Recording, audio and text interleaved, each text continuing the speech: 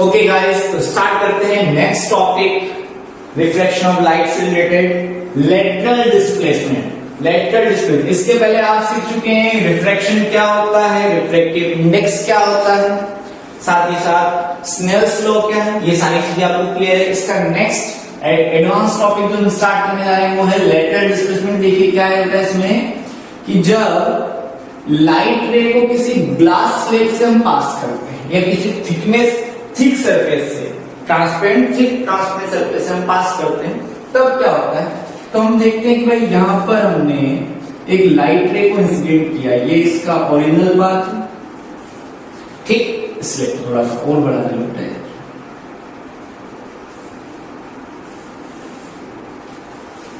अब ये इसका एंगल क्या है, आई।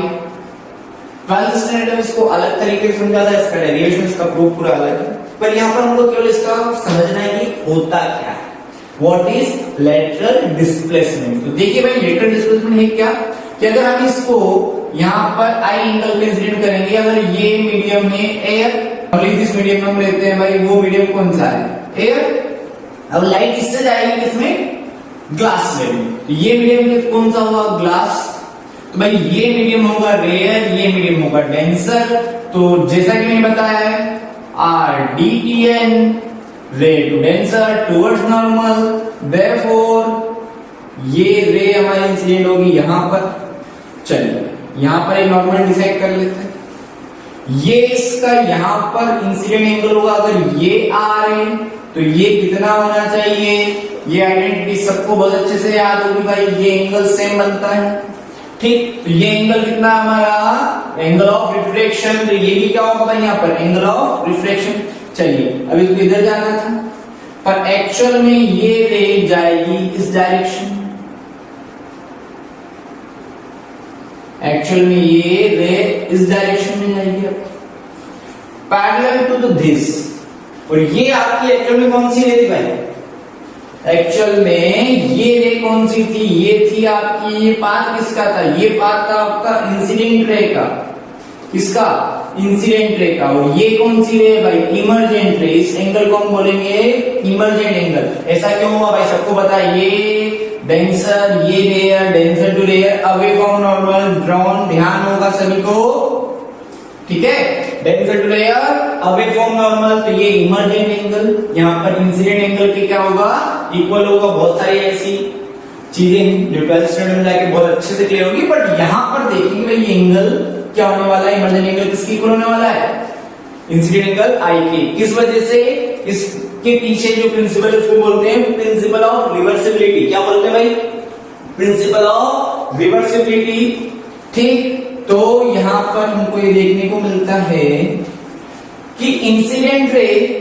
इमर्जेंट रे, दोनों का जो डायरेक्शन है वो है सेम, क्योंकि भाई यहां पर जिस एंगल से आया था उस एंगल से यहां पे इमर्ज हो रहा है, therefore no chance to deviate, मतलब यहां पर डेविएशन को भी चांस नहीं होता भाई, यहां पर दोनों सेम डायरेक्शन जा रहे हैं, मतलब सेम डायरेक्शन में जा रहा है, तो हम यहां पे डेविएशन तो नहीं बोलेंगे कि ग्लास विंडो से जब ग्लास स्लेब से जब पास हुआ तब इसमें इसका पाथ तो डेविएट नहीं हुआ, बीच में हुआ था वापस से उसी पॉइंट पर, क्या इनके बीच में कोई डिस्टेंस है, क्या ये उसी पाथ को फॉलो कर रहा है, सेम पाथ पर है, पाथ से क्या हुआ है, शिफ्ट हुआ है।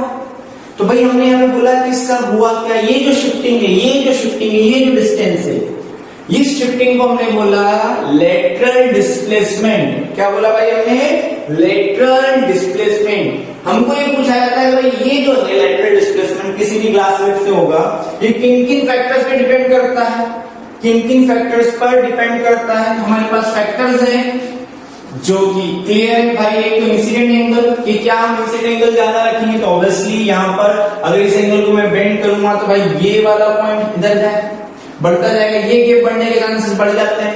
Therefore if we increase i then chances of increment in lateral displacement. Lateral displacement भी क्या होगा भाई, इंक्रीज करेगा।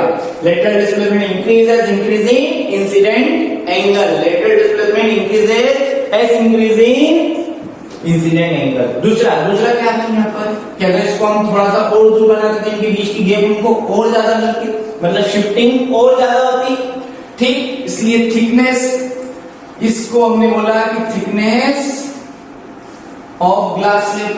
ग्लास स्लेब की थिकनेस जितनी ज्यादा होगी, लेटरल डिस्प्लेसमेंट भी उतना ही ज्यादा होगा। जितनी ज्यादा थिकनेस होगी उतना ही ज्यादा लेटरल डिस्प्लेसमेंट होगा। Third, refractive index.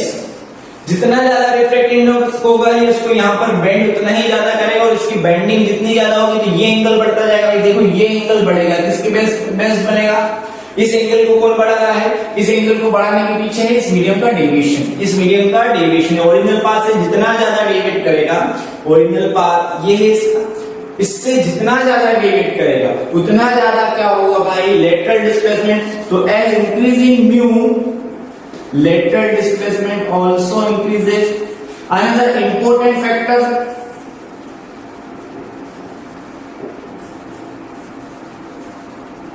वो है क्रोम। गूगल क्रोम नहीं भाई, क्रोम इन द सेंस की कलर। ध्यान रखो यहाँ पर ये जो लाइट हम इंसिडेंट करते हैं ये भी मोनोक्रोमेटिक होनी चाहिए। कैसे होनी चाहिए?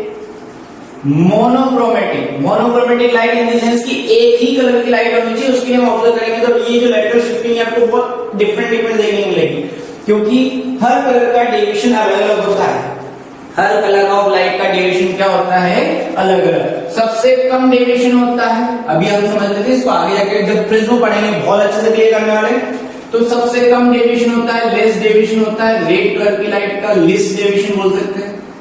लिस्ट डेविएशन अगर कलर में से समझाते हैं तो लिस्ट डेविएशन होता है रेड कलर, और हाईएस्ट डेविएशन होता है वॉयलेट कलर का।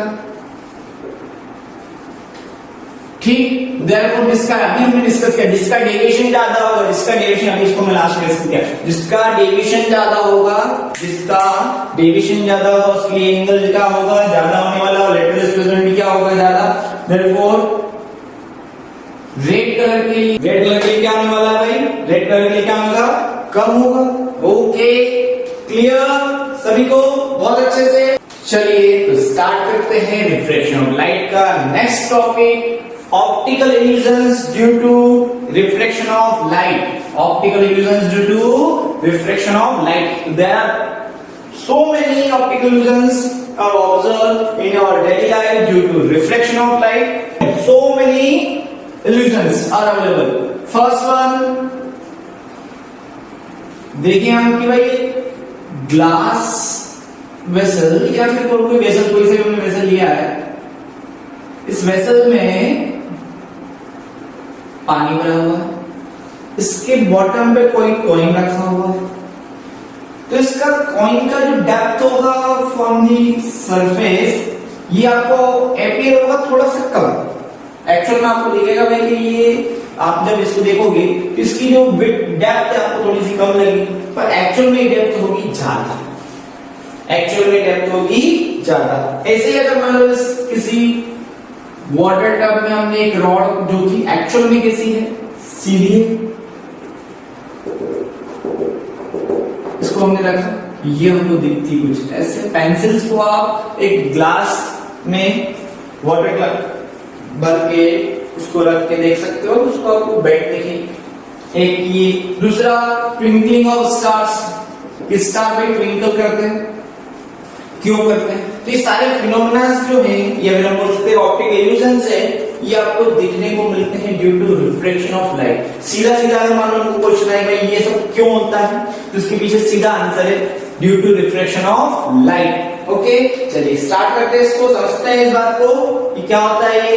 फर्स्ट ऑफ ऑल जो पहला ऑप्टिकल इल्यूजन है उसको हमने नाम दिया है रिलेशन बिटवीन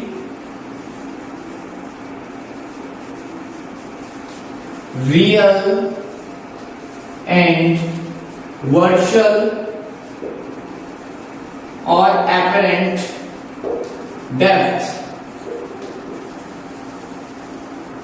रियल और वर्चुअल या फिर बोल सकते हैं इसको apparent डेप्थ। रियल डेप्थ वो होगी जिसमें जो बोल सकते हैं कि इसका एक्चुअल डिफरेंस है। बहुत सारे स्विमिंग पूल्स आपने देखे होंगे, स्विमिंग पूल में आप जब जाते होंगे तो भाई वहां पे हमको देखने को मिलता है कि जो बॉटम होता है स्विमिंग पूल का वो हमको थोड़ा सा ऊपर दिखता है, पर एक्चुअली जब हम डाइव करते हैं तो बस ये लगता है बहुत पास में होगा, पर उतना पास में नहीं होता, थोड़ा सा डेप्थ में होता है, अंदर होता है। तो ये रिलेशन जो होगा इसको हम बोलेंगे relation between real and virtual या फिर एपरेंट डेप्थ। चलिए इसको सॉल्व करके देखते हैं कैसे क्या है। ओके, तो सपोज कीजिए कि आप किसी स्विमिंग पूल में देख रहे हैं, इसका पानी नीचे से बहुत ज्यादा क्लीन है। इस पॉइंट पे कोई ऑब्जेक्ट रखा हुआ है, इसके अंदर वाटर फ्री है,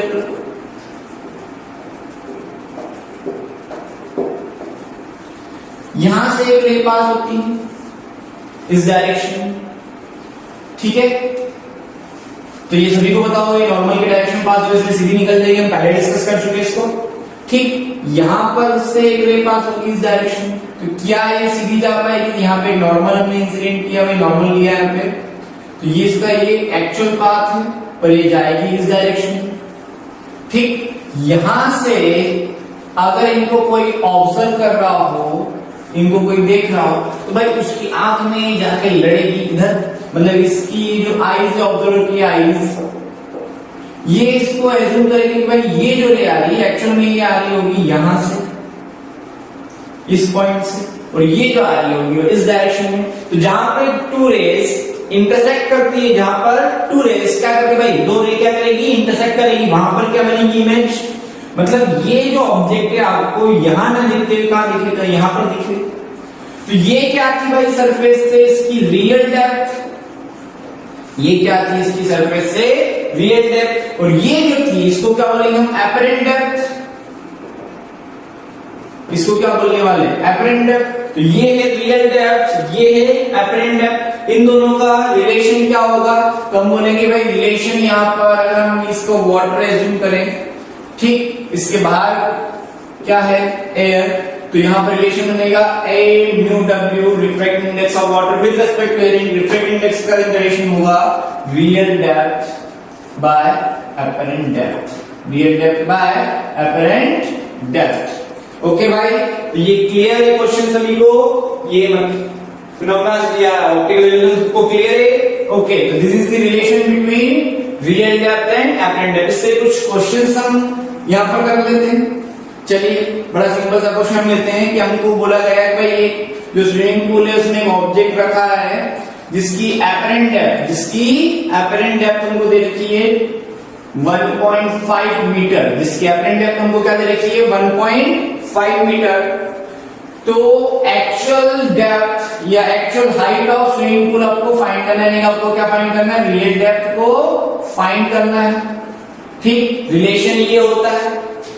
ओके, सभी को ध्यान है, ये रिलेशन हमने अभी बताया था आपको। तो देखो भाई कि हमको क्वेश्चन में गिवन क्या है, क्वेश्चन में गिवन हमको apparent depth 1.5 metre, real depth find करना है, और reflective index of water with respect to air, reflective index of water with respect to air होता है 4/3। यह आपको क्वेश्चन में गिवन होगा, याद भी कर सकते हैं कि reflective index of water with respect to air कितना होता है 4/3। तो भाई आंसर निकालते हैं यहाँ पे कि A mu W equal RD by AD apparent depth, so real depth is A mu W times of apparent depth या mu times of apparent depth, कोई भी मीडियम हो सकता है, मीडियम और कोई भी हो सकता है, ठीक है। चलिए भाई, तो रियल डेप्थ इक्वल ये कितना दे रखा आपने को 1.5 मीटर, रिफ्लेक्टिव इंडेक्स कितना 4/3, तो 4/3 into 1.5 0.5, therefore real depth is 4 into 0.5 2.0, real depth is 2 meter। Real depth कितनी होगी 2 मीटर होगी। ऐसे ही और भी क्वेश्चन बनते हैं यहाँ पे, देखो समझते हैं। क्वेश्चन ये आता है कि पेपर है, इसके ऊपर हमने कोई ब्लैक डॉट या इंक से कोई डॉट लगा रखी है, ये पेपर है जिसपे कोई ऑब्जेक्ट रखा हुआ है, डॉट बनी हुई है, ये हम तो नॉर्मल देखते हैं, और इसके ऊपर एक ग्लास स्लेब रख देते हैं या कोई ग्लास वेयर रख देते हैं अपने ऐसा जो ट्रांसपेरेंट है।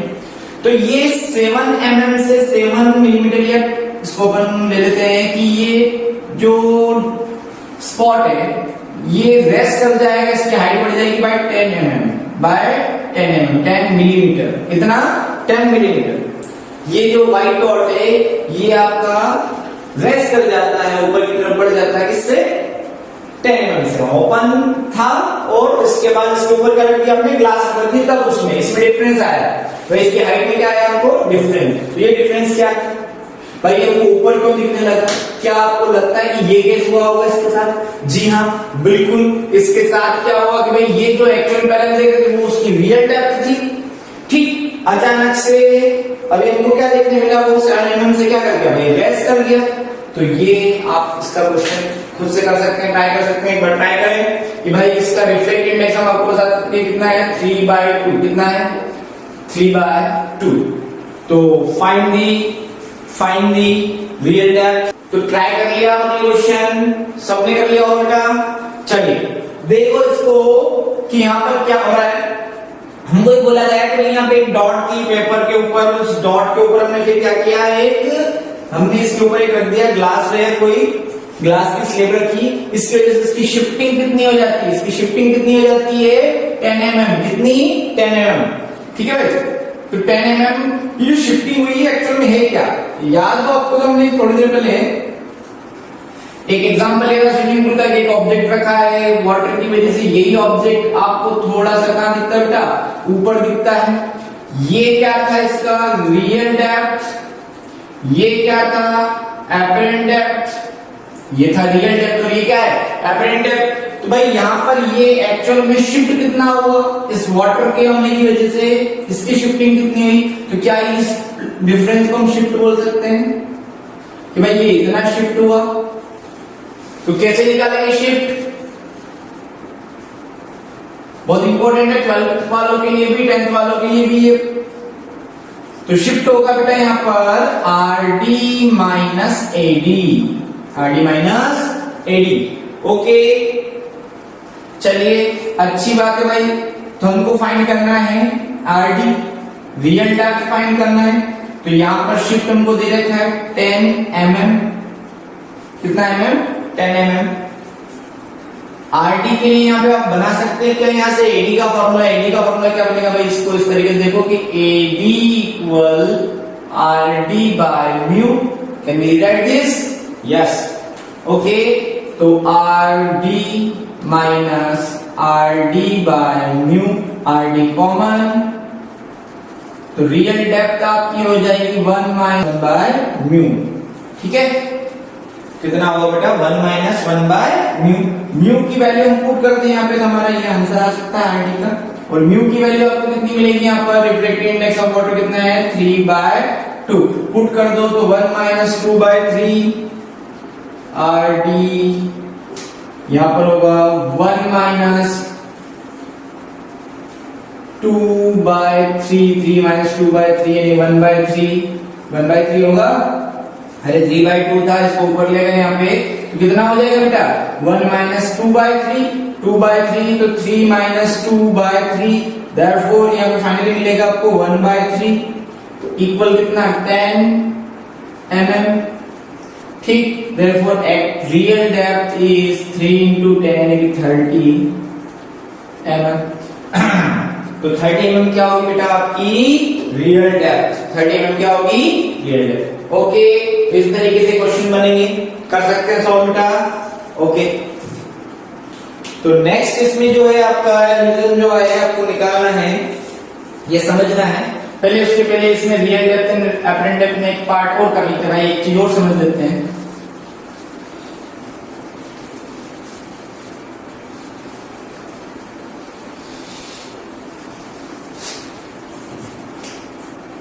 Mu equal RD by AD।